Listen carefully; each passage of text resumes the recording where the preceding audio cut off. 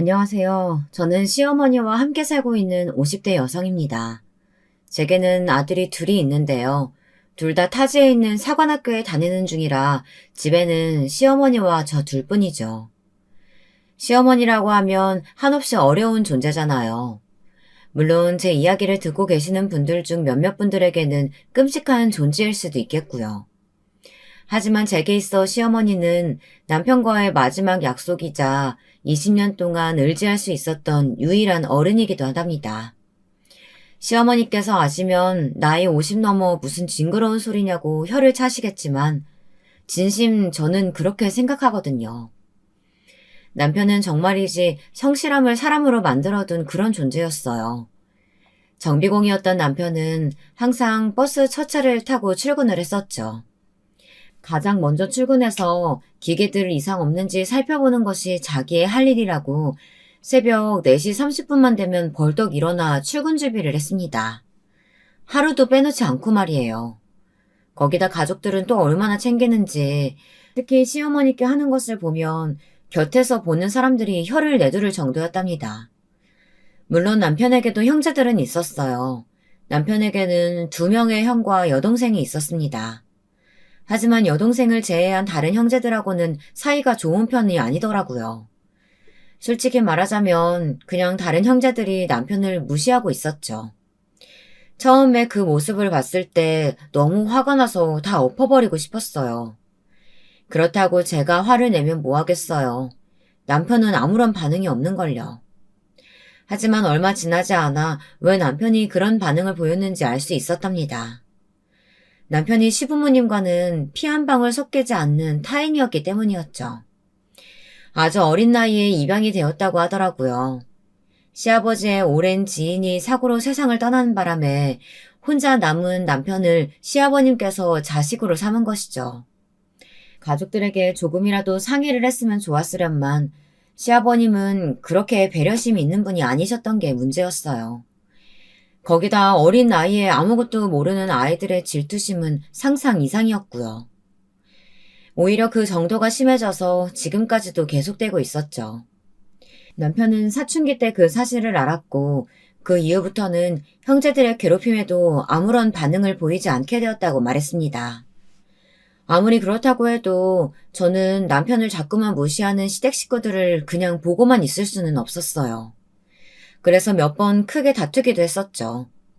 그때마다 남편은 무시하고 넘어가면 될 일을 왜 자꾸 상대를 해서 스스로를 힘들게 하느냐고 한숨만 쉬었습니다.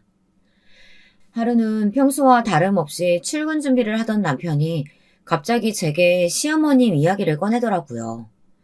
무뚝뚝해서 절대 먼저 이야기를 시작하는 법이 없던 남편이라 내심 무슨 일인가 싶어 속으로 긴장도 엄청 했었답니다.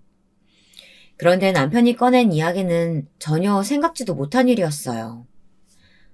자기한테는 미안하지만 어머니 우리가 좀 모시면 어떨까? 어머니를? 갑자기 무슨 일이야?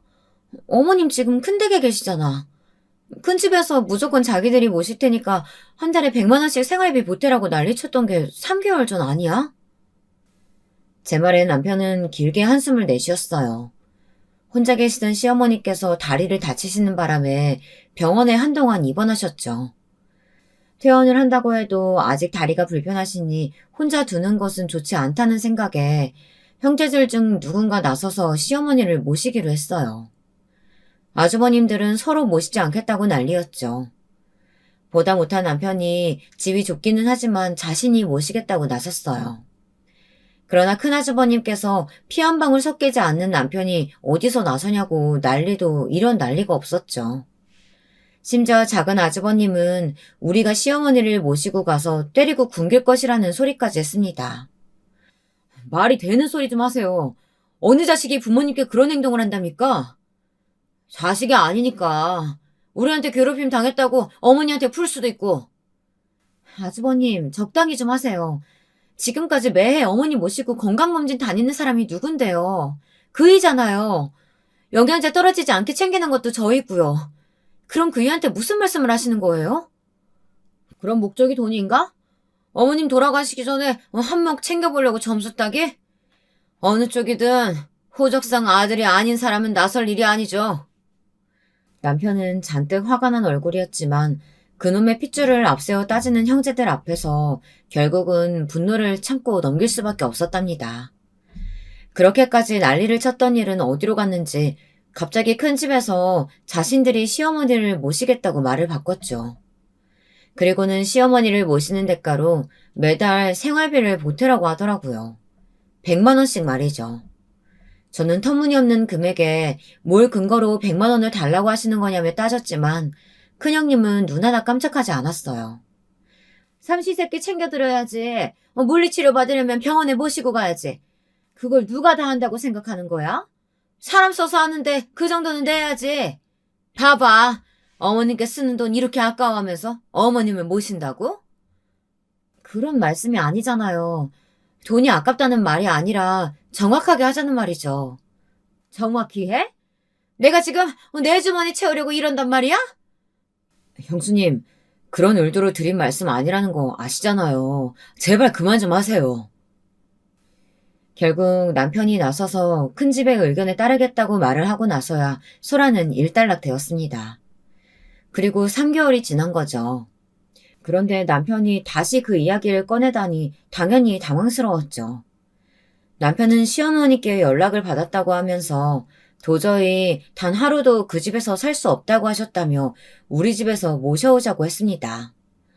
당시 남편과 제 사이에는 돌이 막 지난 큰아들과 함께 뱃속에 3개월에 접어드는 둘째가 있었어요. 남편이 제 상황을 생각도 하지 않고 이야기를 꺼냈을 것이라고는 생각되지 않았어요. 분명 시어머니께 무슨 일이 생긴 것이었죠. 저는 이유를 물었지만 남편은 좀처럼 이야기를 하지 않았어요. 그러더니 나중에 다시 이야기하자고 하며 출근을 했습니다. 저는 그날을 지금도 후회하고 있어요. 남편에게 무슨 일인지 좀 더 물어볼 걸 하고 말이죠. 그리고 남편이 원하는 대답을 시원하게 해주지 못한 제 자신을 참 오랫동안 몰아붙였답니다. 남편 출근 이후 쏟아지는 잠을 참지 못하고 그대로 다시 잠이 들었는데요. 얼마나 흘렀을까. 시끄러운 소리에 잠이 깬 저는 전화를 받고는 번쩍 정신이 들었어요. 남편이 교통사고로 인해 위험한 상황이라고 하더군요. 뺑소니였어요. 저는 허둥지둥 병원으로 달려갔어요. 신발도 제대로 신지 못하고 택시를 잡고 달려나갔답니다. 하지만 병원에 도착했더니 이미 남편은 이 세상 사람이 아니더라고요. 남편의 마지막도 보지 못했죠. 제게 남편의 부고를 알려준 의사 선생님을 붙들고 얼마나 울었는지 몰라요. 그렇게 정신을 잃었죠. 다시 눈을 떴을 때는 새하얀 병원 천장이 보이더군요. 그리고 어떻게 연락을 취했는지 가장 친한 친구가 제 손을 잡고 있었어요.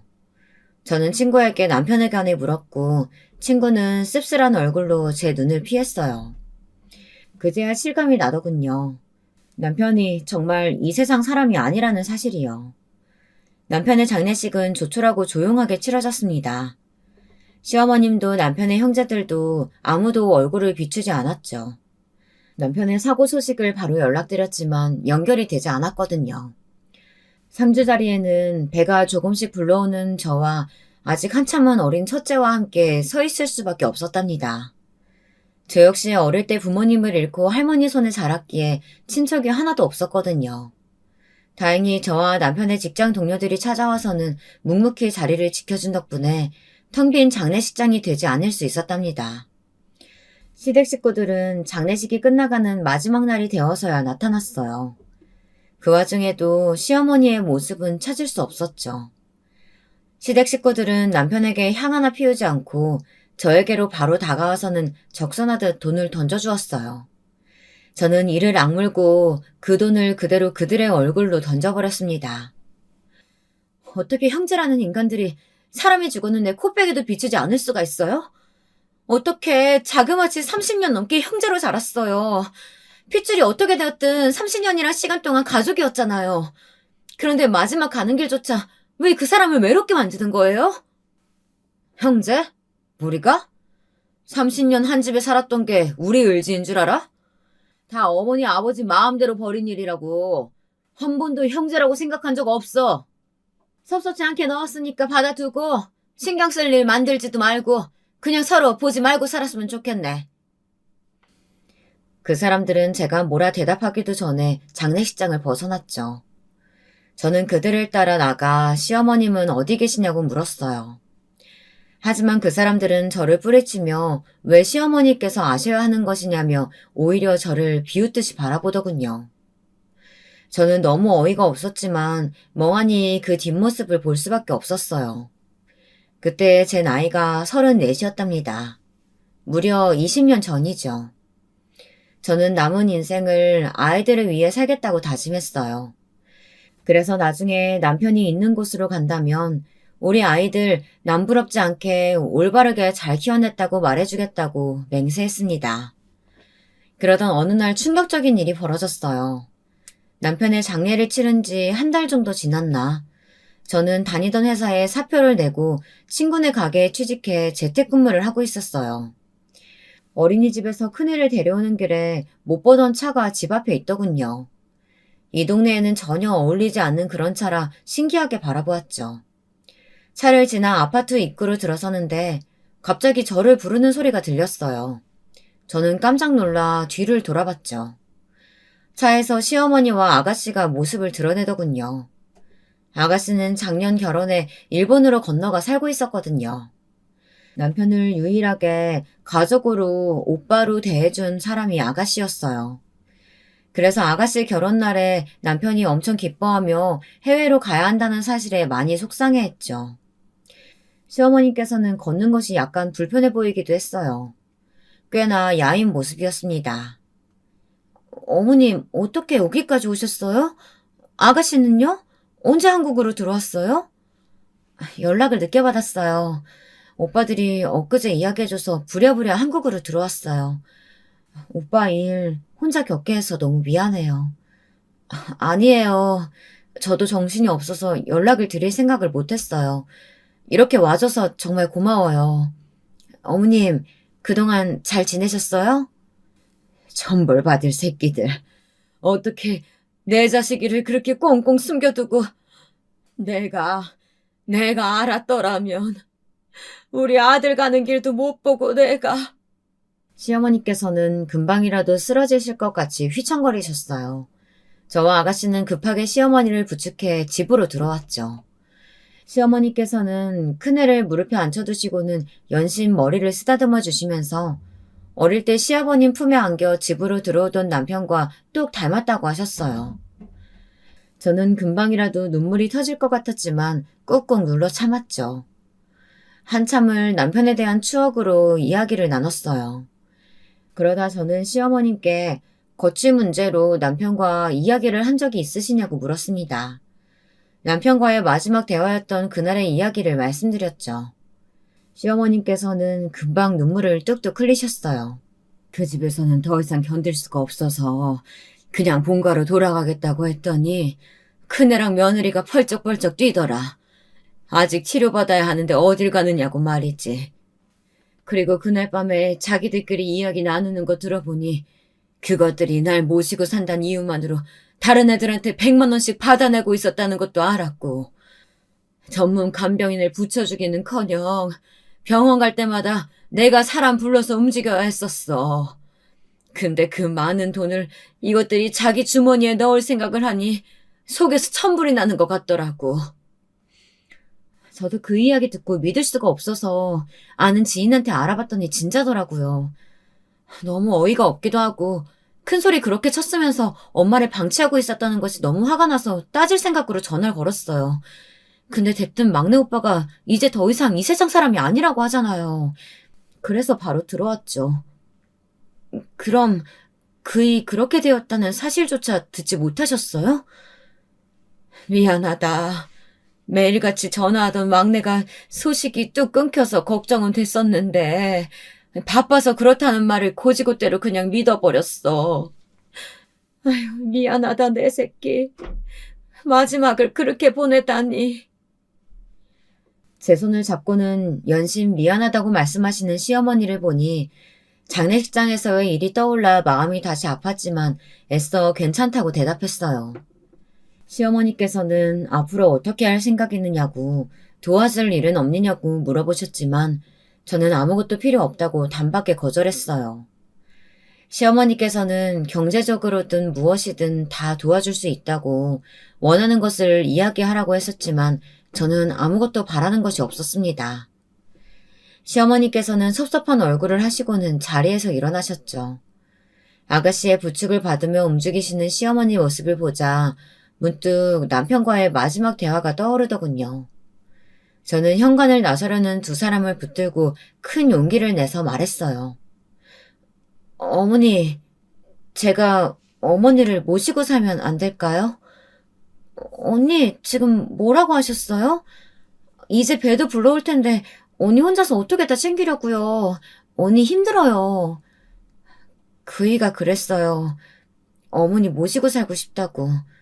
어머니를 우리 집으로 데려오고 싶다고.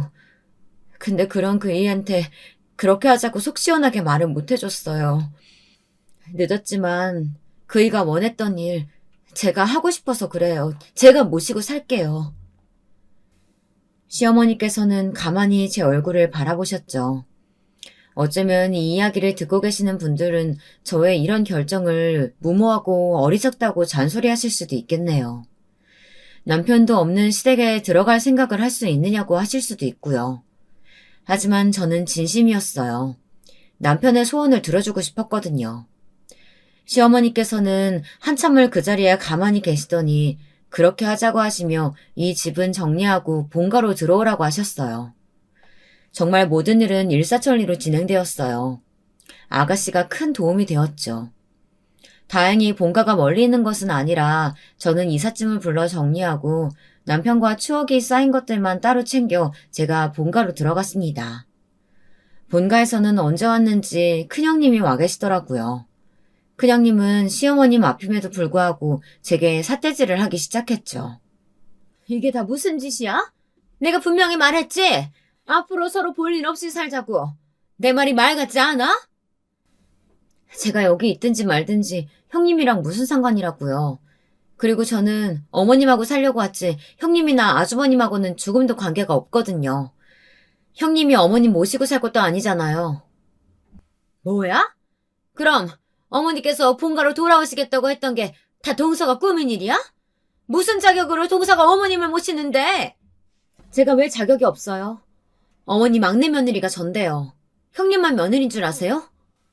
막내 며느리 좋아하네.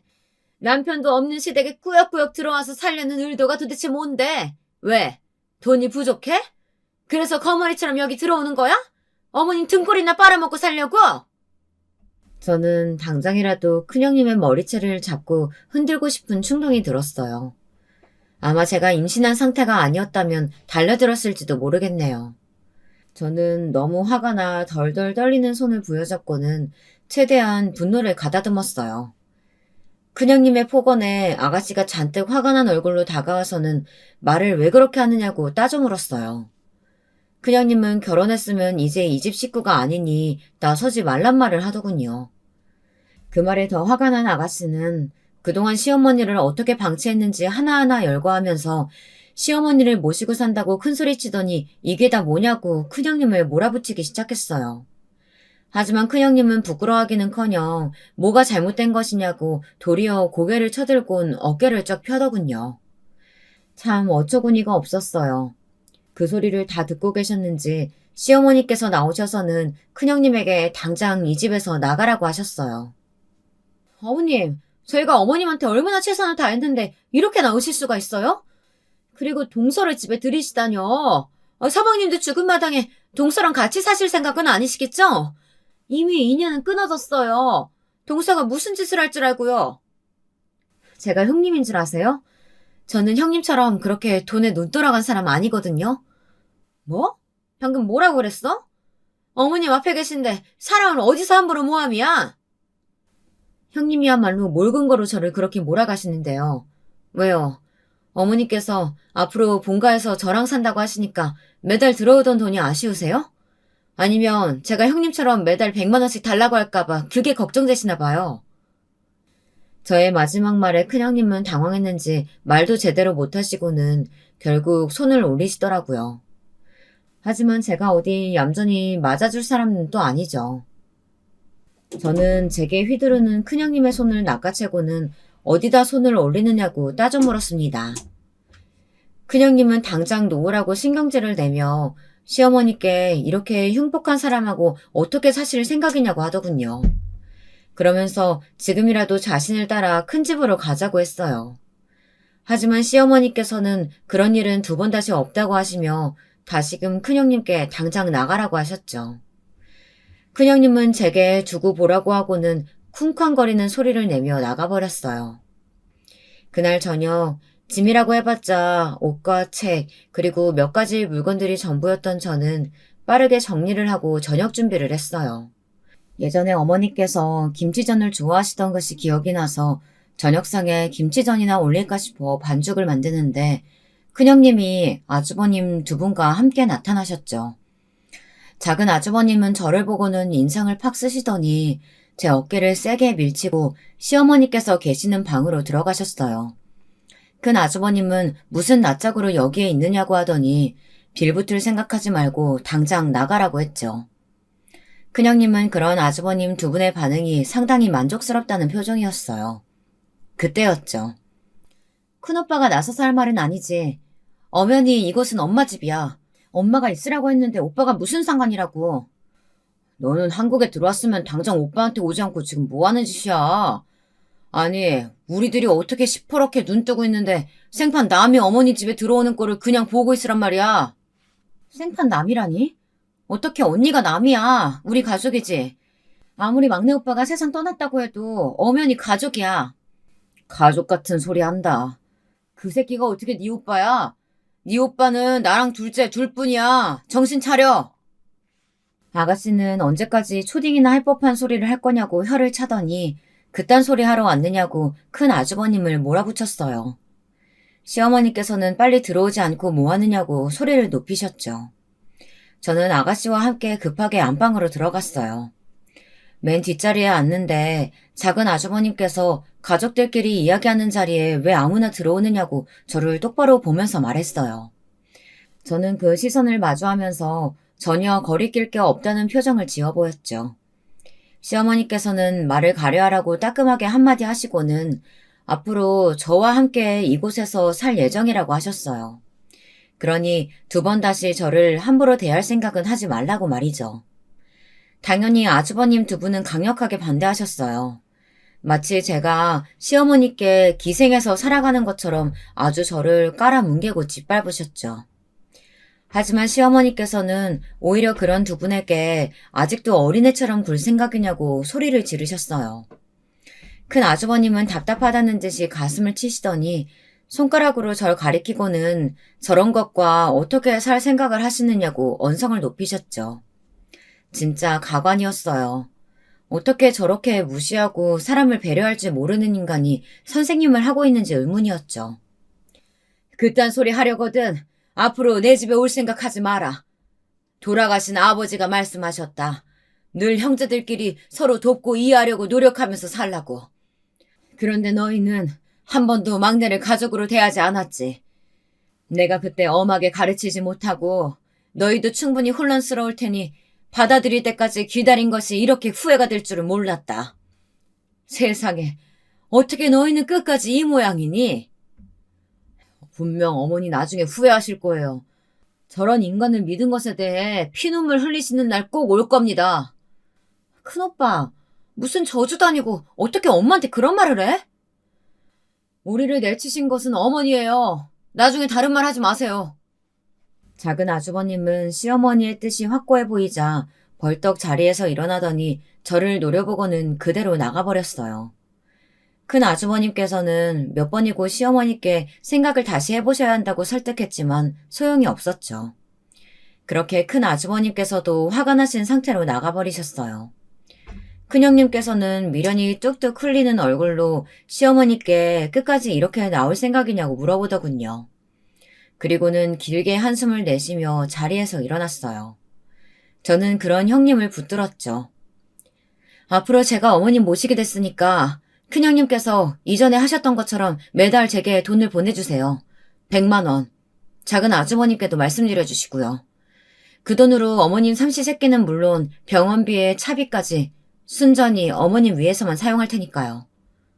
뭐? 100만 원? 미쳤어? 내가 왜 동서한테 매달 100만 원을 줘야 하는데? 왜냐뇨. 형님께서 하셨던 것처럼 하는 것뿐이잖아요. 뭐가 잘못됐나요?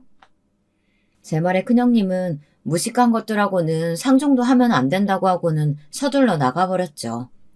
사람들이 다 나가고 나서야 저는 방긋 웃으며 시어머니와 아가씨를 바라보았죠. 반찬으로 김치전을 준비했다고 말했더니 아가씨께서 크게 웃으시더라고요. 시어머니께서도 고개를 절레절레 흔드셨죠. 그것이 끝일 줄 알았는데 한동안은 몇 번이고 아주버님들과 큰형님이 집으로 찾아왔어요. 그때마다 저를 내보내야 한다고 이야기하더니 급기야 자기들끼리 들어와서 살겠다고 하더라고요. 하지만 시어머니께서는 고집스럽게 고개를 저으셨어요. 얼마간의 시간이 흐르자 더 이상 아주버님도 큰형님도 나타나지 않았습니다. 엄연히 이야기하면 아예 발길을 뚝 끊어버렸죠. 명절 때가 와도 한 번도 전화한 적이 없었어요. 정말이지 저는 이런 게 무슨 가족이냐는 생각이 들 뿐이었어요.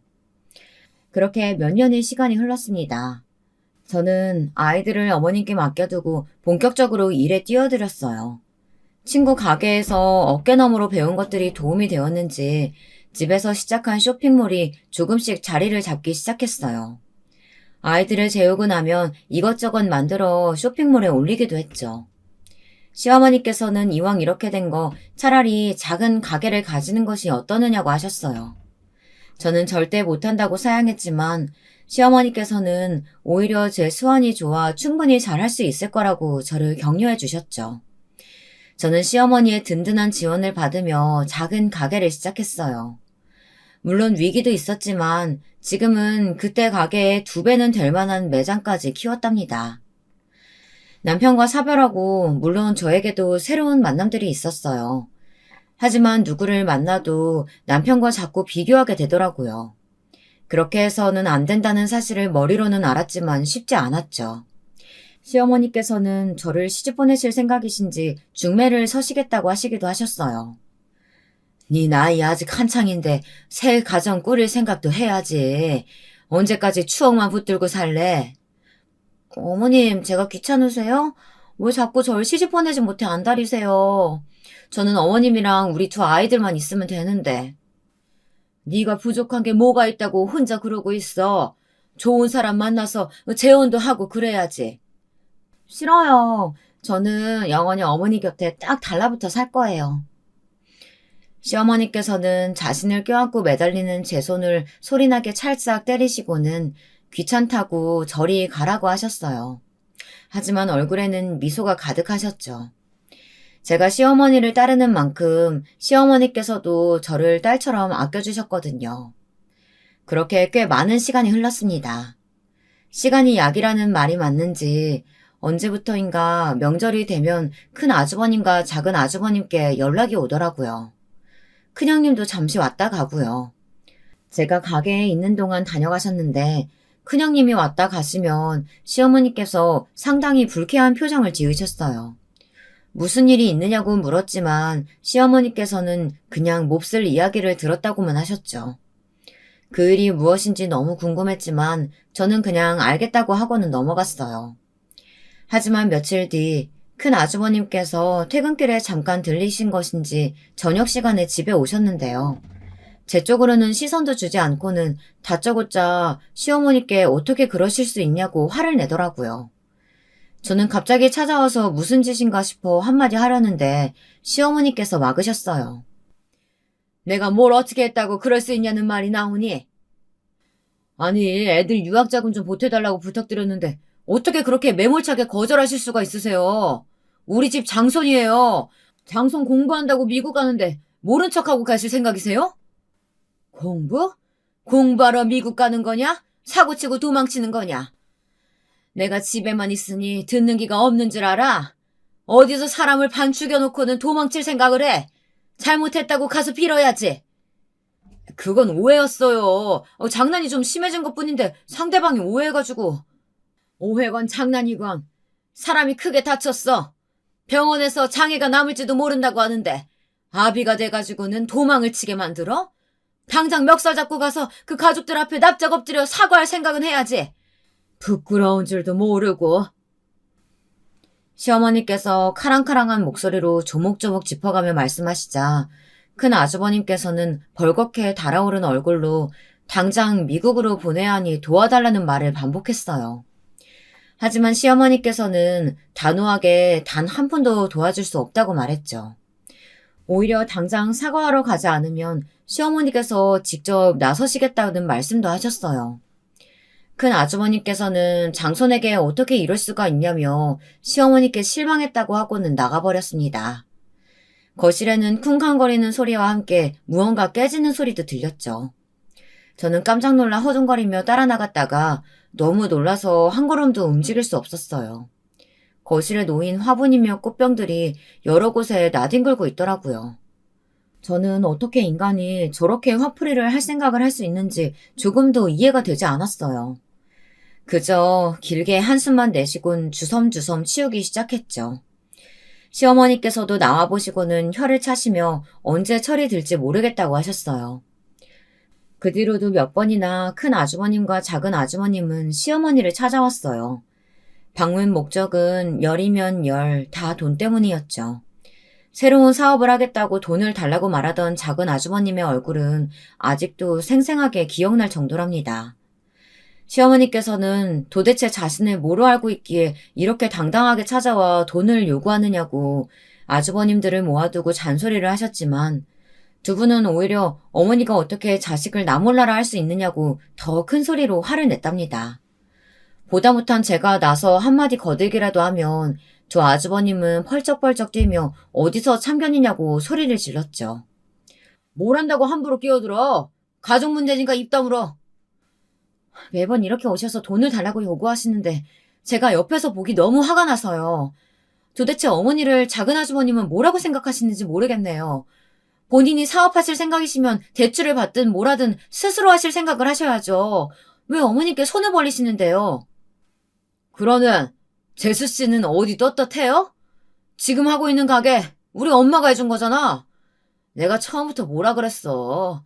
순진한 어머니 등쳐먹을 요량으로 들어온 거라고 그렇게 말씀드렸는데. 아휴. 제 가게가 왜요?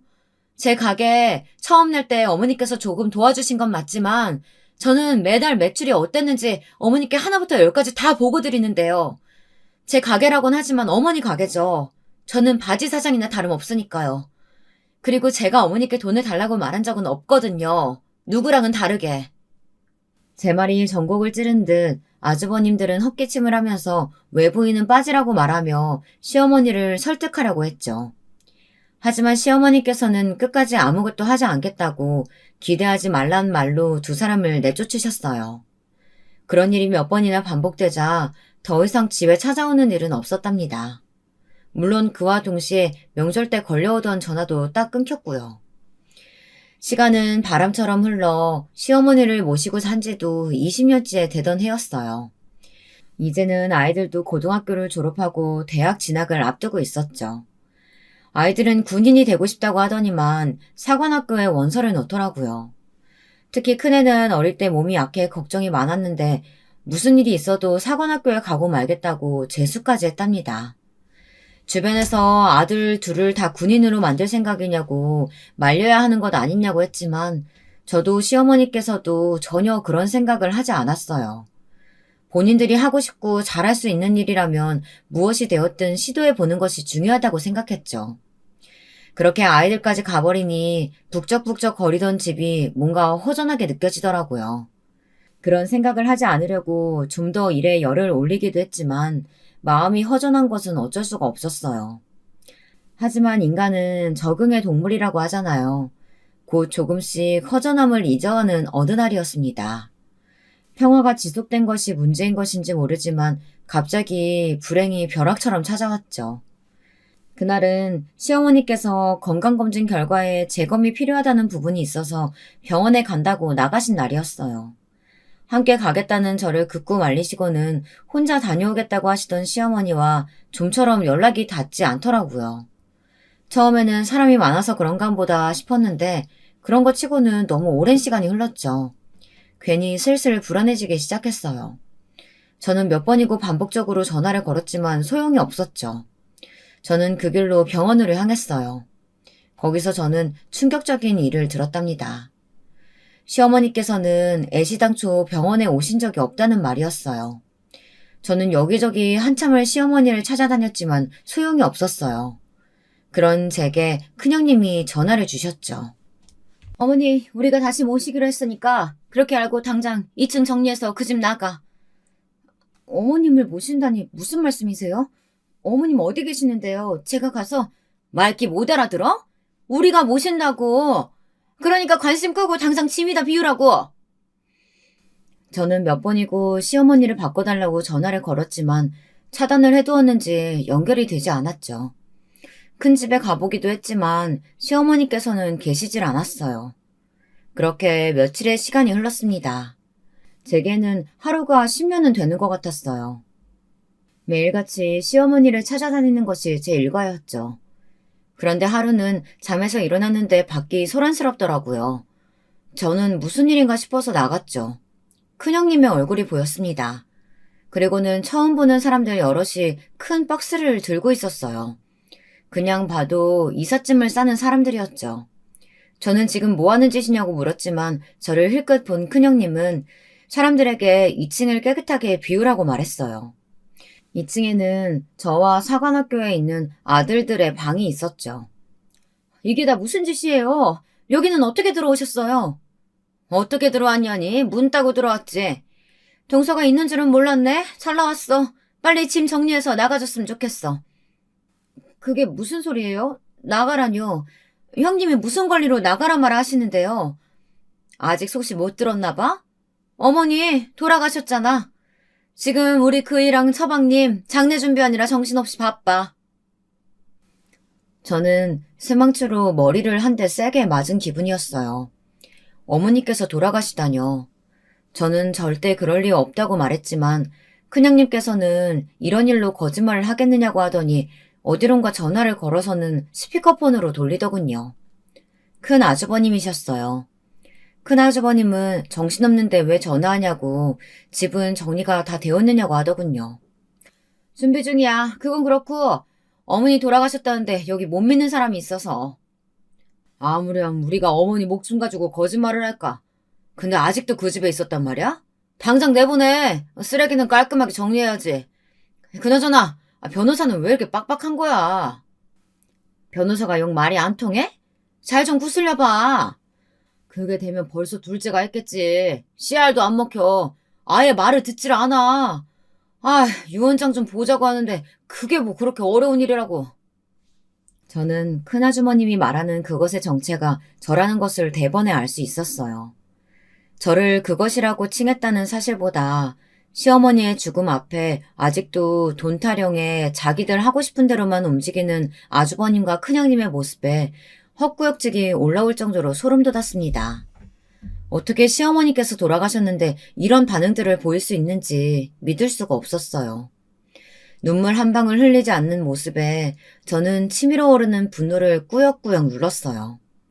큰형님은 들었으면 당장 꺼지라고 말했지만 저는 시어머니 마지막 가시는 순간까지 한 발자국도 움직이지 않겠다고 말했죠.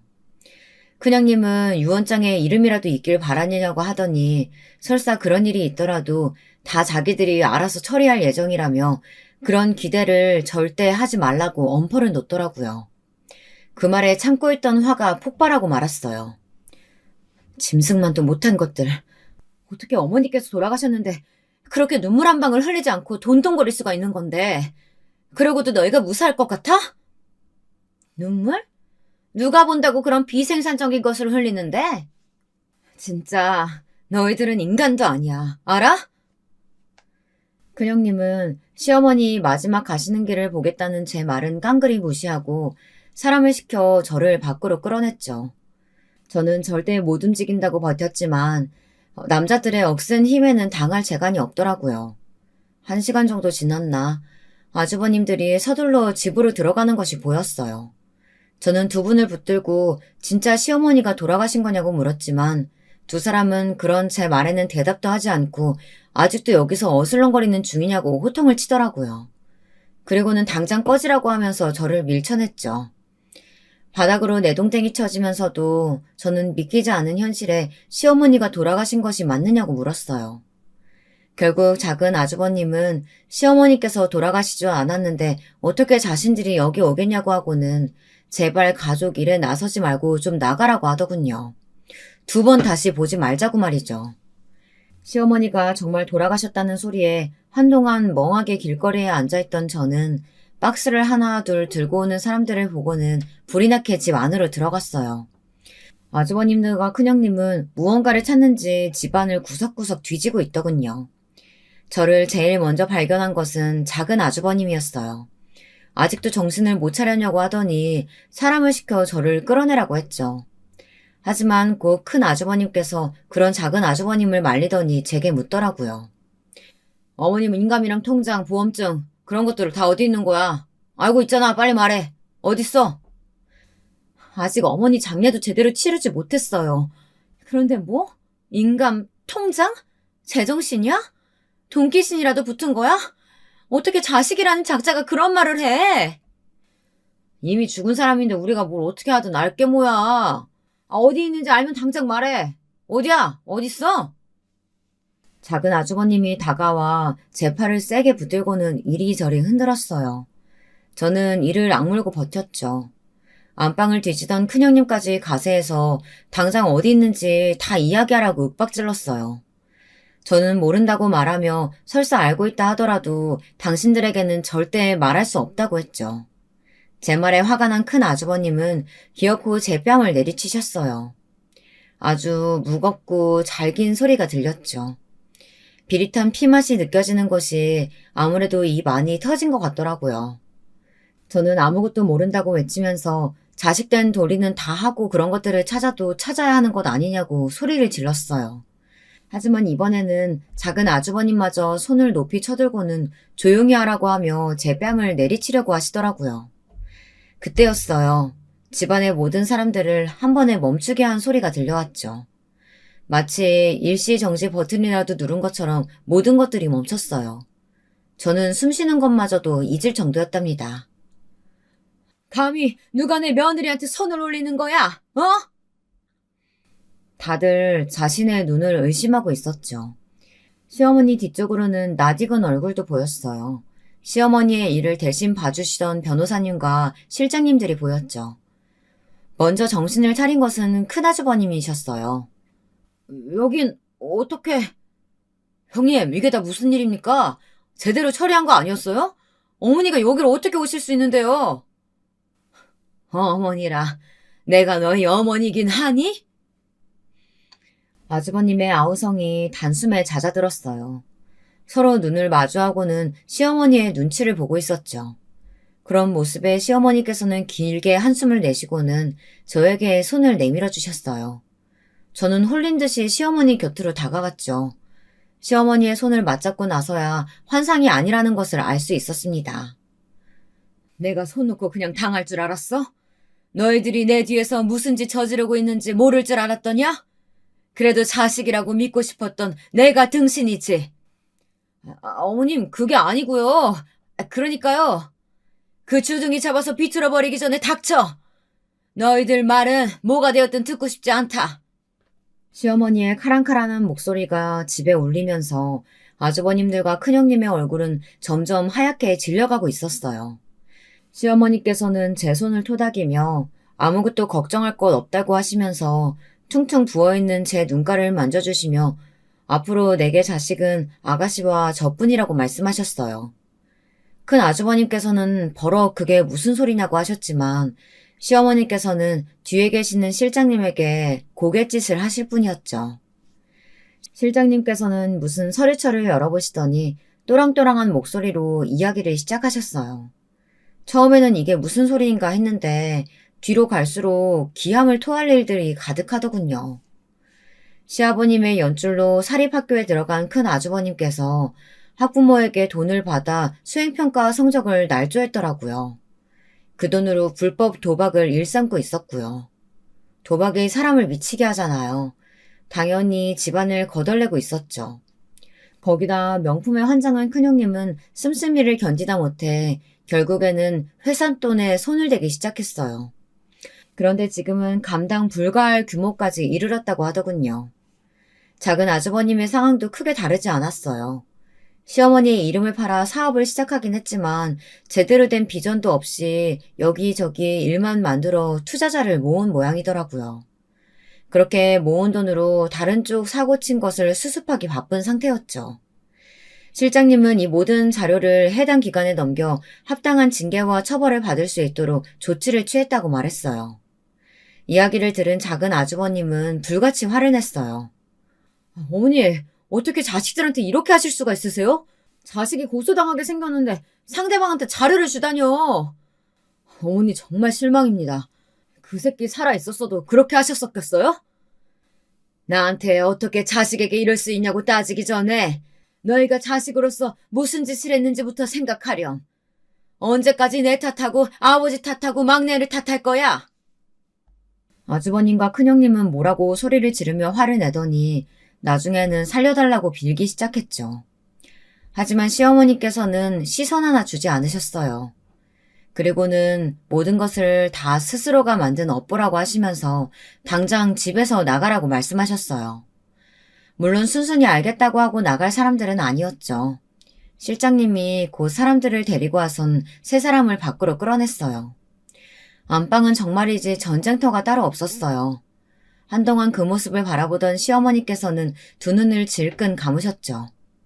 입꼬리가 파르르 떨리는 모습에서 시어머니께서 얼마나 속이 상하셨는지 고스란히 느껴지더라고요.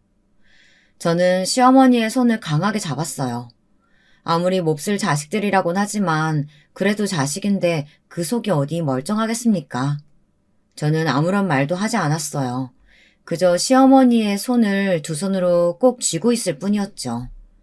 한참을 그렇게 서 있던 시어머니께서는 약간 잠긴 목소리로 제게 미안하다는 말씀을 하셨어요. 자식을 잘못 키운 자신의 탓이라고 하시며 자책을 하셨죠. 사춘기 애도 아니고 이제 50 넘은 자식이에요. 어머님의 탓이 아니에요. 제 말에 시어머니께서는 고개를 끄덕이시며 피곤하니 자리에 좀 누워야겠다고 하셨어요. 그 모습에 저는 조용히 나왔답니다. 그 이후로는 별다른 일은 없었어요. 실장님이 말씀해 주셨던 것처럼 아주버님은 학교에서 잘렸고 작은 아주버님은 사기죄로 고소당해 지금은 조사 중에 있고요. 큰형님은 횡령죄가 성립되어 재판을 기다리는 중이랍니다. 시어머니께서는 그 모든 일들을 보고받으시면서 얼굴색 하나 바뀌지 않고 고개만 끄덕이셨어요. 하지만 실장님이 나가고 나면 한동안 침대에 등을 보이고 누워 계셨어요. 저는 아무런 말도 하지 않고 조용히 안방 문을 닫아드렸답니다. 시어머니의 한없이 작은 등을 보고 있으면 그렇게 남편이 생각났어요. 남편이 살아있었더라면 시어머니께 어떻게 해드렸을까 하면서 말이죠. 다정하게 안아줬을까? 아니면 가서 손이라도 잡아드렸을까? 20년이나 지났음에도 남편을 생각하니 심장 한쪽이 찌릿하게 아파오네요. 아마 앞으로도 저는 이렇게 시어머니와 함께 때로는 남편을 떠올리며 남은 인생을 보내지 않을까 싶습니다. 제 사연을 끝까지 들어주셔서 너무 감사합니다. 안녕하세요. 저는 50대에 성인이 된 자식들을 두고 있는 주부입니다. 저는 가난한 바닷가 마을에서 자랐는데요. 어머니는 남의 집 일을 하셨고 아버지는 바닷가 근처 식당에서 일을 하셨어요. 저희 때야 뭐 잘 사는 사람들이 많지 않았기 때문에 서로서로 못 사는 형편을 돕고 살았고 그래서인지 저희 집이 크게 가난하다는 건 느끼지 못했습니다. 그리고 제가 집안의 막내였기 때문에 저는 받는 혜택들도 있었어요. 제 위로는 오빠가 둘이 있었는데 보통 다른 집 같으면 장남이다 차남이다 해서 남자들을 챙겨주곤 했는데 이상하게 저희 집은 반대였습니다. 해녀이신 할머니도 그러셨고 저희 아빠도 엄마에게 딸을 낳으라며 사내 자식은 징그럽단 말씀을 하시곤 했다네요. 아이고, 이번엔 딸이었으면 좋겠네. 이쁜 딸이었으면 바랄 게 없겠어. 두 명이나 사내 자식이니 이 마지막은 딸이겠지? 아이고, 여보, 그게 내 뜻대로 되나요? 하늘이 점지해 주시는 거지. 그래서인지 제가 태어났을 때 아빠는 무척이나 기뻐하셨다고 합니다. 오빠들과는 나이 차이가 좀 있어서 오빠들이 제 기저귀를 갈아주기도 했다는데 당연히 저는 기억이 나지 않지만 아마도 그렇게 집안의 사랑을 독차지하며 자랐기에 가난해도 행복했던 어린 시절을 보냈던 것 같아요. 특히 저희 작은 오빠가 저를 너무 이뻐해서 친구들에게 놀림까지 당했다고 하는데요. 아빠는 그런 작은 오빠에게 동생을 돌보는 건 전혀 부끄러운 일이 아니라며 앞으로 우리 점숙이는 니들이 책임지는 거다라고 말하셨답니다. 오빠들은 그런 아빠의 특명을 어기지 않고 저를 잘 보살펴 주었고요. 특히나 불의의 사고로 어머니가 돌아가시면서 오빠들의 마음속엔 어떤 책임감이 생긴 건지 저를 더 애틋하게 생각하곤 했습니다. 오빠들과 제가 어느 정도 크고 나서부턴 아빠의 식당 일을 돕기도 했는데요. 아빠는 귀한 딸 손 다친다며 해산물을 손질하지 못하게 했지만 제가 손님들에게 말을 잘 붙이고 하니 음식을 나르게 되었죠. 그리고 저는 어느 순간부터 해마다 전국 각지에서 오는 관광객들을 보며 가끔씩 동경에 빠지게 되었어요. 언제부터였는진 기억이 나지 않지만 특히 제가 그중 가장 동경하던 곳은 서울이었습니다. 오빠, 서울은 어떤 곳일까? 막 자동차도 많고 공장도 많고 그러나? 나도 모르지. 안 가봤으니. 왜? 너 서울 가고 싶어? 응, 궁금하잖아. 오빠는 안 궁금해? 저는 뭐든 맛보고 경험해보고 싶고 하고 싶은 게 많은 아이였습니다. 그러다 보니 얼른 중학교만 졸업하고선 서울로 올라가 자유롭게 살아보고 싶었죠.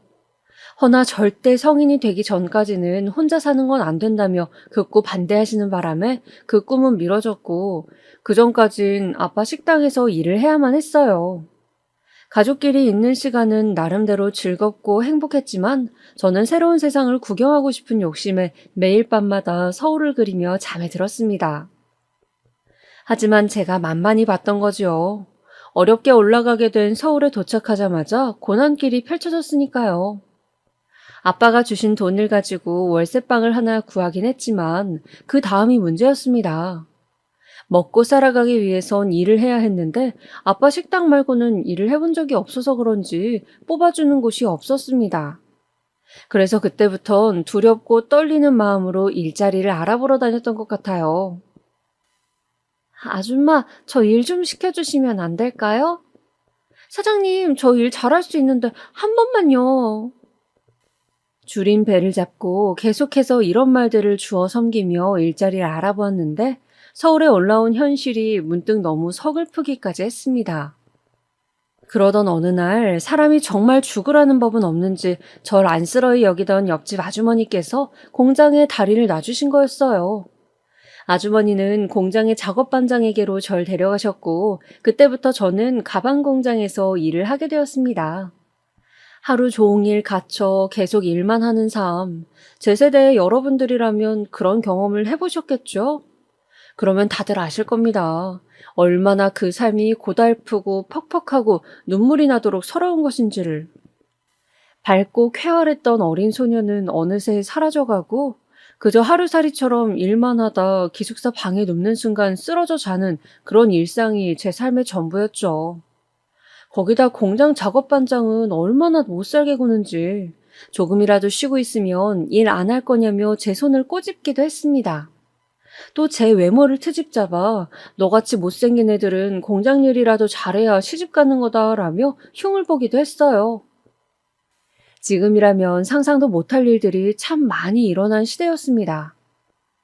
그때마다 아버지에게 연락이라도 하고 싶었지만 괜히 걱정 끼칠까 싶어 그저 마음속에서 아버지와 오빠 얼굴을 그리며 어떻게든 버텨야지 하는 생각만 했죠. 대신 저에겐 영숙이 언니가 있었어요. 영숙 언니는 저보다 3살이 많은 언니인데 워낙 일찍 공장에 들어온 터라 공장 일이 익숙한 사람이었어요. 언니가 저를 달래주고 가끔은 제 일감도 대신 해준 덕에 그나마 버티고 일할 수 있었습니다. 점수가 조금만 고생하자. 우리 여기서 돈 벌어 나가면 되잖아. 알겠어요, 언니. 그렇게 언니와 함께 3년 정도를 공장에서 버티고 나니 어느새 사람이 그런 험한 일에도 적응을 하게 되더라고요. 이제는 때려칠 생각조차 하지 않았고 고향에 어느 정도 월급을 붙일 수 있게 되었습니다. 그리고 그 시기가 끝나고 제 인생에도 볕들 날이 오게 되었습니다. 바로 남편을 만나면서였어요. 남편을 만난 건 영숙 언니를 통해서였는데요. 어느 날 영숙 언니가 제게 점수가 너도 이제 슬슬 남자 만나 가정 꾸릴 때 되지 않았니? 언니가 꽤 괜찮은 남자를 아는데 한번 만나보지 않을래? 하더군요. 남자를요? 그때까지만 해도 한 번도 남자 경험이 없었던 저는 어딘지 영숙 언니의 말이 무섭게 느껴졌지만 한편으론 호기심이 생기기도 했습니다. 바닷가에 살 때 동네 오빠들과 은근한 호감을 주고받았던 적은 있었지만 정식으로 누굴 만나거나 한 적은 없었으니까요. 남편과는 첫 만남 때부터 어딘지 모르게 잘 통한다는 느낌이 들었습니다. 둘 다 이성 경험이 없었고 일만 해왔다는 점에서도 똑같았고 다만 남편은 사람이 내성적이고 어딘지 줏대가 없긴 했는데 그것조차 그때는 매력적으로 보였습니다. 또 당시 아버지 회사에서 일을 하고 있다고 했는데 일에 몰두하는 모습이 성실해 보이더군요. 그래서 몇 달 만나며 서로 차차 알아가던 중이었는데 마음이 너무 급했던 건지 일이 터지고 말았습니다. 예상하신 분들도 있으시겠지만 네, 실수로 애가 들어서고 말았던 거죠. 갑작스레 터진 일에 남편도 저도 어찌할 바를 몰랐죠. 고향에 있던 부모님 생각도 나고 오빠들 생각도 나면서 이 소식을 어떻게 전해야 할지 까마득했습니다. 그런데 곰곰이 생각하던 남편이 이왕 생긴 김에 얼른 낳고 가정도 꾸리자며 의외의 추진력을 보이더라고요. 점수가 나는 너랑 결혼하고 싶다. 우리 잘 만나고 있었으니 어차피 결혼했을 거 조금 빨리 한다 생각하자. 우리 어머니도 보여주고 싶어. 어머니부터 보러 가자. 남편은 하루빨리 시어머니를 뵈러 가자 재촉했고 그 바람에 저는 시댁의 그 높은 문턱을 넘어서고 말았습니다. 뱃속엔 아이를 뵌 채 말이죠. 그런데 시어머니는 저를 보자마자 혀를 끌끌 차셨습니다. 남편에게 저에 대한 이야기는 대충 들었는지 딱히 저에게 물을 말도 없었어요. 그저 물 한 컵 내어주고는 한숨 쉬고 혀만 차실 뿐이었죠. 옆에 있던 시아버지께서는 저를 본 채 만 채 하셨고요. 잔뜩 긴장한 채 어머님을 뵈러 갔는데 막상 말씀은 없으시니 제가 먼저 말을 하자 싶어 입을 떼었습니다. 어머님, 저 처음 뵙겠습니다. 김점숙이라고 합니다. 근데 들려오는 어머님의 다음 말은 제 귀를 의심할 정도로 충격적이더라고요. 우리 아들 새끼가 맞는 건 확실한 거지? 네? 확실하냐고? 그것부터 확실히 하자꾸나. 네, 당연히 맞죠. 이 사람 애입니다. 어머니 왜 그걸 의심하세요? 그때는 시어머니의 눈도 못 쳐다보고 더듬더듬 말을 이어갔던 것 같아요. 당황스러움이 반, 놀라움의 반이었습니다. 어떻게 그걸 의심하실 수 있나? 내가 그런 해픈 여자로 보인 건가 싶어 괜히 옷매무새를 만졌습니다. 결혼식 배부르기 전에 최대한 빨리 해라. 그리고 작게 해. 사람들 눈에 띄지 않게. 시어머니가 마지막으로 말씀하신 건 이 두 가지였어요. 빨리 해라, 작게 해라. 시어머니는 마치 도둑 결혼이라도 하는 것처럼 후다닥 결혼식을 해치우고 싶어 했습니다. 저야 고향 사람들도 다 초대하고 오빠 친구들까지 생각하고 있었는데 그렇게 못을 박아버리니 난감하더라고요. 그래서 어머님, 제가 임신을 하긴 했는데 아무래도 아버님 손님분들도 있고 해서 아주 작게는 힘들 것 같은데요. 라고 용기 내어 말씀을 드렸는데 곧바로 시어머님의 날선 대답이 돌아왔어요. 너 지금 자랑하니? 네? 사고 쳐서 결혼한 거 난 자랑하고 싶은 마음 없다. 그러니 최대한 서둘러. 임신에 결혼한 거 저희 실수고 잘못이라면 잘못입니다. 근데 저렇게 말씀하시니 마치 제가 꼭 부정을 저지른 것만 같아 저 나름대로는 기분이 상하더라고요. 그래도 어머님 손주인데 허나 어쨌든 정상적인 수순을 거쳐 진행하는 결혼이 아닌 만큼 어머님 의견에 따라 빠르게 진행했습니다. 결혼식은 정말 친한 지인들과 가족들만 초대했던지라 횡하고 초라했어요. 그도 그럴 것이 어머님들은 식구들 빼곤 아무도 부르지 않았더라고요. 마치 이 결혼을 숨기기라도 하고 싶은 것처럼요.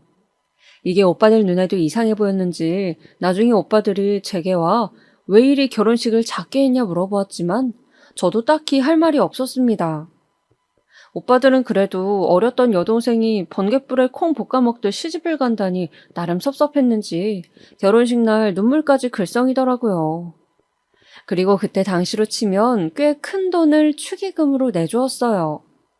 이 돈을 어찌 모았을지 생각하면 눈물이 다 날 정도로 제겐 참 귀한 돈이었습니다. 우리 점숙이 똑똑하니까 잘 살 거다. 잘 살겠지만 살면서 힘든 일 있음 언제들 오빠들 찾아야 한다. 알았지? 알았어, 오빠들. 늘 고마워요. 살다 힘들 때 오빠들 꼭 찾을게요. 결혼이라는 식을 치르고 나니 감회가 새로워진 건지 그날은 유독 눈물이 많이 났습니다. 식이 끝나곤 오빠들을 꼭 껴안고 한참을 고맙다고 서로 등 두드려주기도 했죠.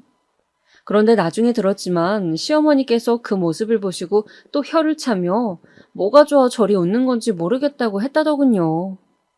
시어머니의 구박은 그때부터 시작되었습니다. 먼저 시어머니는 갑자기 아이가 생겼으니 바로 분가하기보단 같이 살다가 분가하시길 원했는데요. 근데 그걸 제가 반대했어요. 시댁살이가 두렵기도 했지만 그보다도 어차피 아이 생기면 제가 보살피고 돌보고 할 일이 많을 텐데 시댁에 그 짐을 드리기도 싫었고 저희 부부 둘이서 헤쳐나가고 싶었거든요. 시어머니는 그걸 꼬투리 잡아 거세게 반대를 하기 시작하셨고요. 아니, 그럼 니들이 무슨 수로 돈을 모으겠다는 거야? 같이 살기라도 해야 절약이 되지. 니네 둘이 나서서 펑펑 써제끼면 애는 어쩌려고 그러냐? 애 생각은 안 하냐? 그건 네 시애미 말이 맞다. 나가 살면 다 돈이야. 니들은 세상 물정은 몰라. 어머님, 아버님, 그게 아니고요. 저희도 저희 나름대로의 계획이 있어요. 작은 집에서 시작하는 거지만 아껴 쓸 자신도 있고요. 절약하며 잘 살 테니 한 번만 지켜봐 주세요. 뭘 잘한다고 살아보지도 않았으면서. 시어머니는 못마땅한 듯 혀를 차셨지만 결국 저에게 한 발 양보해 주셨습니다. 덕분에 저희는 따로 분가하여 단칸방에서 신혼살림을 시작하게 되었죠. 연애만 해봤지 처음 해보는 결혼 생활은 낯설기도 하고 새롭기도 했습니다. 남편 속옷 빨래를 해주고 가끔은 남편이 절 대신해서 밥을 차려놓고 남편은 가부장적인 집안에서 자란 것 같은데 희한하게 살림에 여자 남자가 없더라고요. 저희 때만 해도 집안 살림은 여자가 해야 한다는 인식이 강했는데 남편은 아유 그런 게 어딨어. 시간 남는 사람이 하는 거지 뭐. 하며 자신이 손수나서 밥을 안 치곤 했습니다. 이런 점이 남편의 장점이었죠. 하지만 단점이 있었다면 사람이 뭐랄까 지나치게 우유부단한 점이 있었습니다. 착하고 순한데 뭐든 결정하는 걸 어려워했어요. 그리고 너무 착하게 보이는 나머지 다른 사람들에게 이용당하기도 좋았고요. 저는 그런 점을 우려해 남편에게 항상 말하곤 했어요. 여보, 나는 당신이 선한 것도 좋고 다른 사람 배려하는 것도 좋은데 그래도 가끔은 자기 의견도 말해야 해요. 안 그럼 회사에서 무시당할 수 있으니까. 하지만 그러면 남편은 허허실실 웃으며 그럴 리 없어 걱정 마라고 말하곤 했지만 어쩐지 불길한 예감이 들었습니다. 아무쪼록 그렇게 10달을 품어 소중한 아이를 출산하고 저는 제대로 된 산후조리를 하지 않은 채 바로 육아전선에 뛰어들었어요. 아이를 먹이고 재우는 것만 해도 시간이 없었기에 너무 힘들었지만 남편은 당시 시아버지의 호출로 길게 출장을 가는 바람에 저를 도울 수가 없었습니다. 남편이라도 있었다면 육아가 좀 쉬웠을 텐데 매일 밤 아기를 껴안고 자면서도 남편이 그리워 가끔은 눈물도 흘리곤 했습니다. 그러던 어느 날 남편이 출장에서 돌아와 육아를 도와줄 수 있을 무렵 이제 좀 마음이 편해지겠다 싶었는데 시어머니가 들이닥치더군요. 시어머니는 반찬을 갖다 준다는 명목으로 들어오시곤 했는데 항상 제가 옷차림을 제대로 하고 있지 않을 때 들어오셔서 민망할 때가 많았습니다. 너 남편 밥은 제대로 해주는 거니? 네, 어머님, 그럼요. 요즘 이이가 멸치볶음을 좋아해서 많이 먹이고 있어요. 예, 골고루 해라, 골고루. 한 가지 반찬만 하지 말고. 그럼요. 이래봬도 저 요리 잘해요, 어머님. 아, 근데 여기까진 어쩐 일이세요? 어머님 오실 줄 알았으면 뭐라도 사놨을 텐데. 됐다. 집에서 먹고 왔으니 좀 함께 여기 치워보거라. 집이 이렇게 좁아서야 원. 그러게 내 말 들었으면 오죽 좋아. 나가서 이게 웬 생고생인지. 궁시렁거리는 시어머니의 말은 애써 흘리며 자리를 만들어드렸어요. 시어머니와 몇 날 며칠 부대껴 보니 시어머니는 맞서려 하지 않으면 그냥 화를 냈다가도 혼자 사귀시는 성격이시더라고요. 그래서 화는 났지만 그냥 못 들은 척 흘리는 게 상책이었습니다. 그리고 어찌됐건 아이의 할머니이기도 했으니 그에 맞는 대우를 해드려야 한다고 생각했어요. 그런데 시어머니는 살림으로만 잔소리를 하시는 게 아니고 언젠가부터 아이 성별로도 유난스럽게 굴더라고요. 처음에 애 태어났을 땐 별말 하지 않으시더니 저희 딸아이가 크고 나자 얼른 아들을 낳아야 한다. 그래야 우리 집안 대를 잇지 하고 보채시는 겁니다. 다른 건 몰라도 딸아이란 이유 하나로 자꾸 그러시니 저도 속이 상했어요. 어머님, 아시다시피 아직 저희 첫째 이제 1살인데요. 터울 있게 낳고 싶어요. 그리고 아직 저희 경제적인 사정도 넉넉지 않고요. 그래서 내가 말하지 않았니? 돈은 모을 수 있을 때 모으는 거라고. 네가 내 말만 들었어도 이 꼴이 났니? 계집애가 뭐야, 계집애가? 너 이러다 둘째도 딸이면 어쩌려 그래? 셋째까지 낳아보려고? 어머님, 아이 들어요. 저희 아이 딸아이라도 소중해요. 어머님은 어떻게 생각하실지 모르겠지만요. 그러니 아이 앞에선 적어도 그런 말씀하지 말아주세요. 뭐야? 하, 여보, 얘가 지금 나한테 하는 말 들었어요? 기막혀 정말. 어딜 시애미를 가르치려 들어? 그래 너, 그 태도가 뭐냐? 네 집에서 그렇게 교육받았어? 어른한테 따박따박 말대꾸 하라고 그러디? 가끔은 시어머니보단 시아버지가 더 얄밉게 굴 때가 있었는데요. 바로 이런 경우였어요. 시어머니한테 직언을 했다는 이유로 시아버지가 저를 혼내실 때 말이죠. 혼나는 이유도 모르고 혼났지만 그때마저도 저는 제 의견을 굽히지 않았습니다. 정말 너무들 하시네요. 그 말만 하곤 시댁을 나와버렸습니다. 그러니 그때부터 시부모님은 아예 작정하고 저를 미워하기 시작하더라고요. 대놓고 망신 주고 무안 주기는 기본이었고 명절날 가면 가사도우미 부리듯 저를 대하곤 했습니다. 과일 깎기 못하면 그것도 못하냐며 트집 잡고 음식해야 한다고 2박 3일 불러다 사람을 못 살게 굴고 이런 상황을 중재해 줄 수 있는 건 남편뿐이었습니다. 시댁에서 찬밥 신세를 받는다 해도 남편이 중간 역할만 잘해주면 저도 사람 취급 받으며 살 수 있었어요. 그래서 어느 날 남편 붙잡고 이러저러 하니 너무 힘들다고 토로했더니 거기다 대고 이러더군요. 나보고 그럼 어떡하라는 거야? 부모를 등지기라도 하라고? 그 말이 아니잖아, 지금. 당신 왜 이렇게 답답해? 당신이 어머님, 아버님한테 말 잘해서. 우리 엄마가 들을 사람이야? 그래봤자 갈등만 커져. 그냥 당신이 참는 게 나아. 지금껏 잘 참았으면서 왜 그래? 네, 남편은 정말이지 제 고통이라고는 생각도 못 해주는 남의 편이더군요. 자기 역시 시아버지의 비위 맞추며 일하느라 힘들어서 밥도 제대로 못 먹고 다닌다는데 그런 자기에게 무리한 부탁을 하지 말라나요? 뭐라나요? 정말이지 어이가 없었습니다. 그럴 거면 아버지 회사를 나오면 되지. 그것조차 말하지 못하고 맨날 시아버지 전화 한 통이면 달려가 내내 하는 것도 보기 싫었죠. 사실상 남편의 장점은 부드럽고 다정한 사람이라는 것이었는데 이젠 정이 떨어져 그 장점마저 퇴색된 것 같았습니다. 저희는 부부로서의 정도 뭣도 없이 사는 오직 애가 있다는 이유 하나만으로 살고 있는 부부였습니다. 참 회한이 밀려오더군요.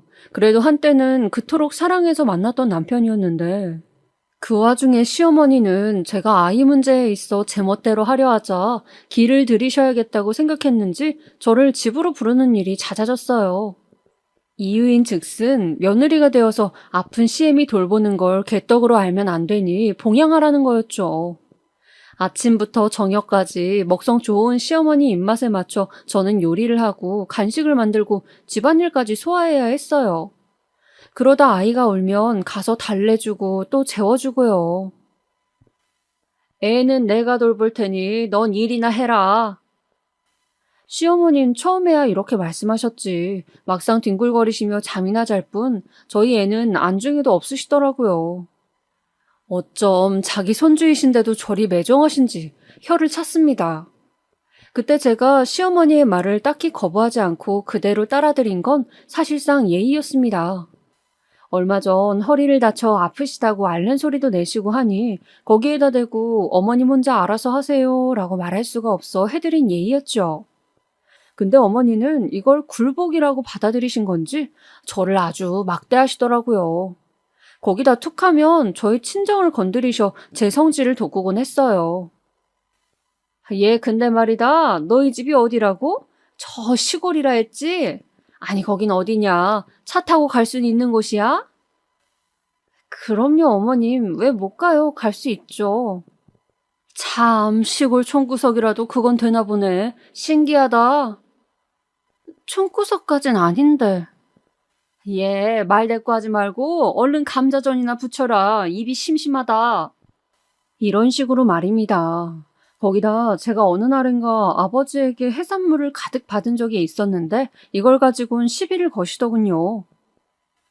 너 이번에 그 아버지가 해산물 보내주셨다며? 그거 왜 안 가져오냐? 네? 아니, 너 내가 조개 좋아하는 거 모르니? 조개, 가리비, 굴 이런 거 없어서 못 먹는다 나는. 그러니 그런 거 들어오면 째깍째깍 가져와라. 아낄 생각 말고. 하여튼 이런 걸 꼭 내 입으로 말해야 하지 넌. 아, 네. 싫어요 라는 말이 목구멍까지 올라왔는데 쪼잔한 사람 될까봐 차마 그렇게는 말 못하고 고개만 끄덕였습니다. 하지만 그 이후론 친정에서 그런 걸 받아도 절대 어머님께 알려드리지 않고 남편도 입조심을 시켰죠. 저희 아빠가 저 생각하며 주신 걸 시부모님께 나눠드리고 싶진 않았거든요. 하지만 이놈의 입방정, 남편놈의 입방정이 문제였죠. 명절날 친정에 갔다 오면 남편은 제 말은 쏙 잊어버리고 꽃게를 가져왔다느니 하는 말을 내뱉었고 그러면 시어머니는 저를 노려보며 한 말씀 하셨죠. 시애미 주기가 그리 아까웠니? 이런 망할년 같으니라고? 너 다 먹어라. 아니 그게 아니고 이기적인 것. 솔직히 그럴 땐 저도 민망해 할 말이 없어 고개를 돌리고 서 있곤 했습니다. 시부모님은 그런 제게 대놓고 욕을 퍼부었고요. 참 너무 험난한 시집살이였네요. 시어머니 등살에 구박에 남편의 무관심에 서러움이 한가득인 세월이었습니다. 그런데 그리 살던 어느 날 친정 아버지에게서 연락이 왔어요. 아빠 무슨 일이에요? 아니 다른 게 아니고 딸 얼굴 볼 겸 서울 올라갈까 하는데. 정말? 그럼 나야 좋지. 아빠 언제 와요? 이번 주말이 좋을 것 같아. 그렇게 아버지께선 서울에 올라오셨고 저는 오랜만에 아빠와 화기애애한 시간을 보냈어요. 그야말로 저에게는 참 휴식 같은 시간이었습니다. 이곳저곳 다니며 즐거운 시간을 보냈죠. 근데 가족의 눈은 못 속이는 건지 저에게 많이 야위었다며 시댁에서 고생하고 있냐 묻더라고요. 아니에요. 고생은 무슨. 아, 그런 게 아니면 왜 이렇게 홀쭉해? 뭐든 잘 먹는 애가 밥도 잘 먹지 않고. 아빠의 걱정스런 말이 제 코끝을 순간 시큰하게 만들었습니다. 그리고 그 자리에서 통곡하듯 울고 싶은 마음을 겨우겨우 꾹 눌러 참았습니다. 하지만 아빠는 그 자리에선 아무 말 없으시더니 무언가 눈치채셨나 보더군요. 돌아가는 길에 저를 꼭 안아주시며 우리 딸 아빠가 사랑하는 거 알지? 라는 한마디를 하셨어요. 아빠의 사랑한다는 한마디, 그건 제가 그 힘든 세월을 지나올 수 있게 한 동력이나 다름없었습니다. 훗날의 세월 역시 마찬가지고요. 다행히 그 이후 남편도 회사 일에 적응을 하고 출장이 줄어들면서 가정에 붙어있기 시작했어요. 그간 못해줬던 게 미안했는지 저에게 없던 애교도 부리고 집안일도 다시 거들고 하더라고요. 남편이 도와주니 그나마 육체적인 피로가 덜했죠. 부부 사이가 조금 좋아지니 둘째도 생겼고요. 근데 둘째를 낳기 전부턴 이 애가 아들인지 딸인지 벌써부터 걱정이 되었습니다. 혹시나 딸이면 또 셋째 낳으라 할 텐데 그 소리 듣기 싫어서라도 차라리 아들이면 좋겠더라고요. 하지만 하늘도 무심하시지. 저는 또 딸을 낳고 말았어요. 저에게야 우리 두 딸들 다 너무 귀중하고 소중하지만 시어머니는 제게 못할 소리를 참 많이 했습니다. 10시간의 진통 끝에 겨우 애를 낳은 저에게 와서는 셋째 준비해라 라는 말씀을 하고 가신 분이니까요. 거기다 첫째 때 산후조리를 제대로 못해 몸이 아팠던 걸 생각하면 둘째 때 잘해야겠다 싶어 조리원에 들어가려 하니 극구 반대를 하시더라고요. 내 아들이 힘들게 번 돈으로 뭔 놈의 지랄까지 하고 앉아있어. 거기다 아들도 아니고 개집애인데 그냥 집에서 미역국이나 끓여 먹어라. 어머니, 왜 이렇게 아들에게 집착하세요? 제가 딸 낳고 싶어서 낳았나요? 그만 좀 하세요. 저 애 낳은 지 얼마 안 된 사람이라고요.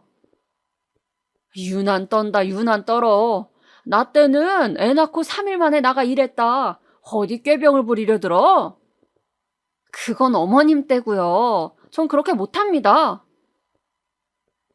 결국 저는 시어머니의 말을 무시하고 조리원에 들어갔습니다. 남편에게도 이번에 어머님 편을 들면 그때는 얄짤없을 거라고 경고해두니 처음으로 자기 엄마한테 큰 소리도 내보더라고요. 덕분에 관리를 받고 나왔는데 역시나 나오자마자 시부모님은 저를 다신 안 볼 기세로 말씀하시더군요. 너 같은 며느리 든 적 없으니 이혼을 하든지 해라. 갈라서라고 내 아들이랑. 네? 아, 엄마 왜 그래요? 이러지 않기로 했잖아요. 가만히 있어. 너 내가 지금까지 그 거지 같은 시골 집구석에서 온 너 며느리랍시고 받아주고 참아줬다. 근데 나도 더는 한계다. 너 같은 거 필요 없으니 당장 내 아들 집에서 짐 싸 나가라. 뭘 멀뚱히 보고 서 있어? 그럼 네가 나가지. 내 아들이 나가야겠니? 지금껏 일 안 하고 집에서 놀고 먹고 자빠졌으면 그것만으로 감사하게 생각하고 나가야지. 갓난아기를 낳은 저에게 당장 나가라는 시어머니. 제가 어떻게 했어야 하는 걸까요? 그저 시어머니 말에 순종했어야 했던 걸까요? 그렇게 둘째를 낳았을 적 이미 저와 시댁은 갈등의 골이 너무도 깊어져 있었습니다. 그리고 남편은 역시나 우유부단하게 저기 있잖아, 여보. 조금만 여관 같은 데 가 있어. 내가 금방 찾아갈게. 라고 하며 저를 내쫓더군요. 너무 서럽고 서글퍼 눈물이 다 났습니다. 우는 게 더 자존심 상하는 거란 걸 아는데도 그 순간은 도저히 멈춰지지가 않더라고요. 하지만 여기서 나가면 제가 지는 거라는 걸 알았으니 저는 꿋꿋이 버티고 있었습니다. 어디 한번 누가 이기나 해보자 하는 심정으로 시어머니 역시 버티고 서 있었고요. 저는 그렇게 피말리는 신경전 속에서 육아까지 해내고 있었습니다. 그런데 어느 날 정말로 제가 잠시 집을 떠나야 하는 일이 생기고 말았는데요. 바로 오빠에게서 온 연락 때문이었습니다. 점수가 너무 놀라지 말고 들어라. 지금 병원으로 좀 와야겠다. 아버지가 위급하시네. 오빠의 어조는 낮고 차분했지만 그 안엔 왠지 모를 불안이 가득했습니다. 병원에 도착하니 저를 향해 웃어 보이던 아버지는 이미 외양 자체가 너무도 달라져 있었습니다. 깡마른 몸매에 퀭한 눈 밑, 전에 봤던 아버지의 모습이 아니었죠. 아빠. 우리 딸 왔구나. 보고 싶었는데 이렇게 보는구나. 오빠, 어찌된 일이야 이게? 오빠는 조용히 저를 끌고 나와 아버지의 상태를 설명해 주었고 저는 휘청거리는 몸을 제대로 가눌 수도 없었습니다. 점수가 아버지 잘 보내드리자, 우리. 오빠도 코끝을 훌쩍이고 있었어요. 아버지는 시한부 선고를 받으신 후였습니다.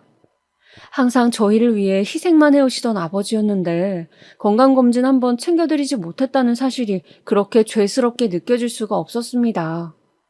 저는 그날 아버지를 피해 오빠들과 울고 또 울었어요. 아버지는 반대로 많이 웃어주셨습니다. 어렸을 적 고향에서 있었던 이야기, 오래전 돌아가신 엄마 이야기를 하면서요.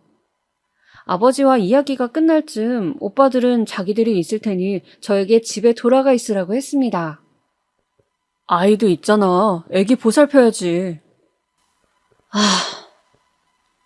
네, 한 사람의 자식이기 이전에 이미 누군가의 부모였던 저는 아이에 대한 책임도 져야 했어요. 그래서 저는 어쩔 수 없이 발걸음을 돌려 아이를 돌보기 위해 올 수밖에 없었죠. 아이를 돌보면서도 아버지 생각뿐이었습니다. 아이에겐 미안했지만 곧 떠날 아버지가 생각나면 하루에도 몇 번씩 눈물을 짓곤 했어요. 근데 시어머니는 제가 이럴 때마다 얘, 너 애 앞에서 그렇게 울면 못 쓴다. 왜 이렇게 우는 거니? 안 좋은 영향이라도 미치면 어떡하려고? 하며 뭐라 하더라고요. 모든 사람은 죽는다, 죽어. 그러니 청승 떨지 말아라. 아마도 이런 말씀을 하고 싶으셨겠죠? 전 듣기 싫어 대꾸조차 하지 않았습니다. 시어머니 또한 제가 이젠 자기 말을 철저히 무시한다는 걸 알았는지 본인 집으로 돌아가시더라고요. 아버지에게는 고비가 여러 번 왔습니다. 오늘 밤을 못 넘길 수도 있다는 것 같다는 말이 들려왔을 땐 새벽에 남편과 함께 애를 업고 찾아가기도 했어요. 하지만 아버지는 너무도 굳건하셨습니다.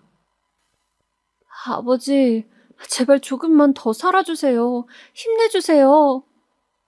라는 자식의 요구를 차마 거절할 수 없었는지 생각보다 오래도록 있어주셨어요.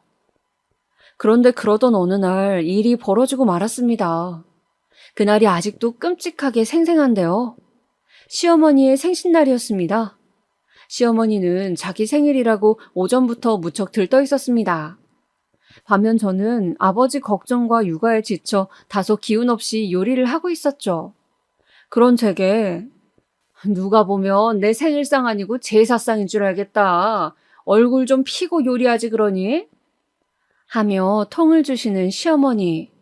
무시하고 불고기, 잡채, 파전 하나하나 만들다 보니 시어머니의 친구들이 오시더라고요. 집안이 금방 시끌시끌 왁자지껄해졌습니다. 그때였어요. 갑자기 전화가 걸려오더라고요. 오빠였어요. 가슴을 부여잡으며 조심스레 받아보니 오빠의 목소리는 슬픔으로 가득해 있었어요. 얼른 와봐야 할 것 같아. 빨리 와. 점수가 빨리.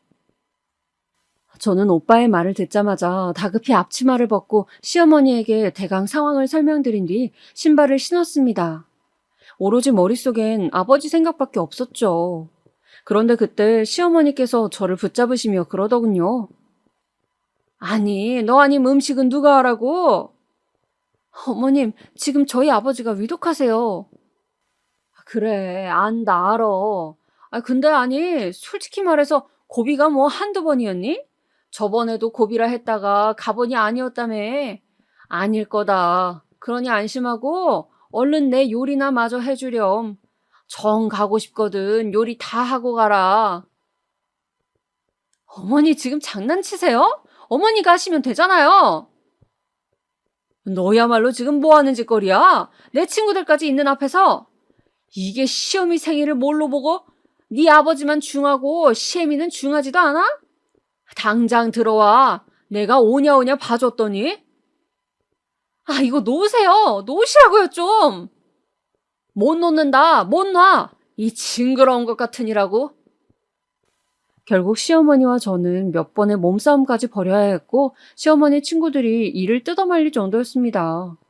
그리고 그 결과 오빠의 연락을 받은 지 30분이나 지체되어 병원에 도착했고 아버지는 이미 세상을 떠나신 뒤였습니다. 아버지... 아버지라는 말이 겨우 입 밖으로 튀어나왔는데 그 순간 고여있던 슬픔이 한꺼번에 터져버려 바닥에 엎드려 엉엉 울고 말았어요. 아버지에게 못내 사랑한다는 말도 하지 못하고 이리 허망하게 떠나보낸 게 그렇게 가슴이 아플 수가 없었습니다. 그런데 장례식을 치르는 동안 마주한 시모의 얼굴을 보곤 슬픔이 아닌 분노가 치밀더군요. 시어머니는 절 보고 멋쩍은 듯 웃더니 시아버지와 함께 떡을 먹으며 하하호호 수다를 떨다 가셨는데 그 모습을 보고 있자니 도저히 참을 수 없는 수준의 분노가 치밀었습니다. 저는 아버지 장례가 끝나고 오빠에게 말했습니다. 제가 아버지의 임종날 무슨 일을 겪었는지 말이죠. 오빠들 잘 들어?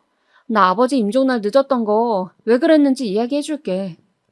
내가 그날 시어머니 생신이라 요리를 하고 있었는데 아버지 위급해서 가야 한다고 하니까 나를 붙잡더라. 나 아니면 요리는 누가 하냐고. 그래서 늦은 거야. 그 여자가 날 못 가게 붙잡느라고. 그게 정말이야? 내가 말한 거 전부 다 사실이야. 나 이대로 못 넘어가겠어. 남편도 징글징글하고 나도 참을 만큼 참았어. 이젠 끝내려고 해. 도와줄 수 있어? 이런 개망나니 같은 집구석? 시댁 주소 불러. 어디야? 오빠들은 제 말에 저보다 더 열이 받은 듯 했습니다.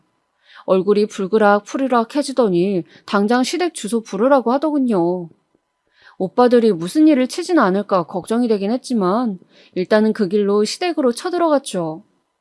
열쇠가 있어 초인종을 누르지 않고 문을 열었는데 시어머니와 시아버지 둘 다 TV를 크게 틀어놓고 코를 드르렁거리며 잠을 자고 있었습니다. 오빠들은 그 즉시 화장실에 있는 변기물을 바가지로 퍼 그대로 시모와 시부의 얼굴에 쏟아부어 버렸습니다. 뭐 하는 짓이야? 뭐 하는 짓이긴요. 당신이 내 동생이 아버지 마지막 가는 길 보는 거 방해했다면서요. 우리 아버지가 얼마나 찾으셨는지 아세요? 아니 잠시만요. 우리 말로 합시다, 말로. 얘 며느라가야 말려라. 안 말리고 뭐하니? 저는 잠자코 서 있었어요. 어차피 시댁과 끝난 사이 오히려 이렇게 복수라도 하고 끝내줄 수 있으니 너무 다행이었습니다. 바닷가에서 일하는 오빠들의 험악한 인상과 몸을 보고는 시어머니는 계속 몸을 달달 떨었고 시아버지 역시 안쓰러울 만큼 저에게 도움의 눈길을 보내고 있었어요. 오늘이 당신들 제삿날입니다. 아시겠어요? 그리고 큰오빠는 그 말을 끝으로 시아버지 집에 있는 골프채를 들어 집안 물건들을 부수기 시작했어요. 물건들이 부서지는 동안 작은 오빠는 냉장고 문을 열더니 먹다 남은 케이크를 찾아 시어머니 얼굴에 지디기로 했어요.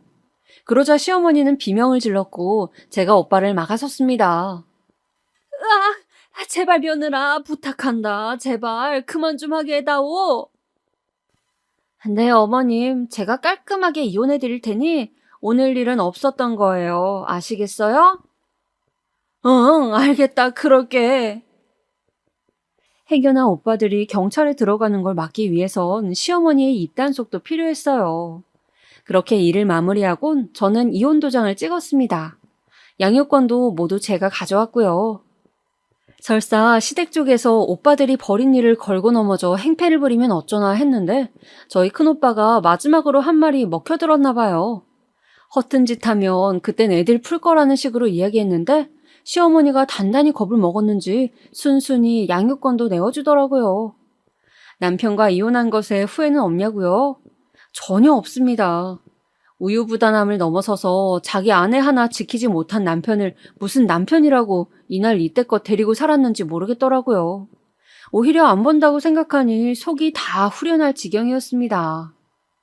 그 이후 저는 애 둘 데리고 정말 열심히 후회 없이 살았습니다.